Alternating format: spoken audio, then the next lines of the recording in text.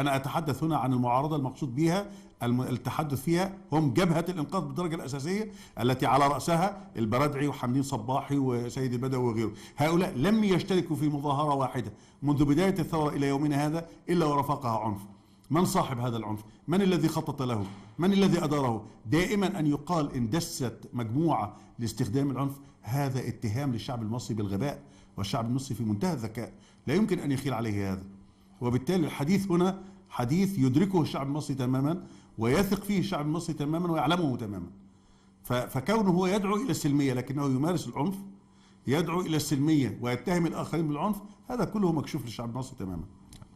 سيل بيتدفق من معلومات الدكتور محمود عن ما قد يحدث في 30/6 وما قبلها.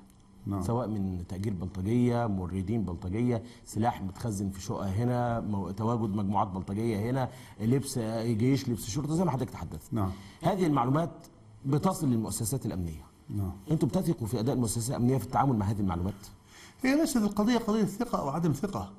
هي أنت بتتحدث هنا عن معلومات، هذه المعلومات قد يكون بعضها صحيح وقد يكون بعضها غير صحيح، قد يكون بعضها دقيق وقد تعوز الجزء كبير من هذه المعلومات. أنا بتحدث فيما هو دقيق وفيما هو موثق. فاهم. وفي الوقت نفسه المؤسسة الأمنية تعرضت خلال الفترة الماضية، خلال من الثورة إلى الآن، إلى هزات كثيرة جدا أدت إلى ضعف المؤسسة الأمنية.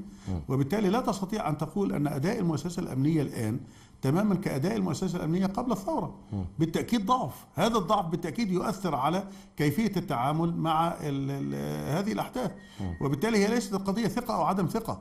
قدرة الأجهزة الأمنية على القيام بدورها كما ينبغي أن يكون بالتأكيد أضعف من ذي قبل، لكن أنا أعتقد أنه تحسن كثيرا خلال الأشهر الأخيرة عن ذي قبل.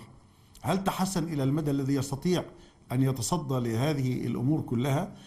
قد يكون لبعضها، قد يكون لبعضها غير قادر، لكن هنا يأتي دور الشعب.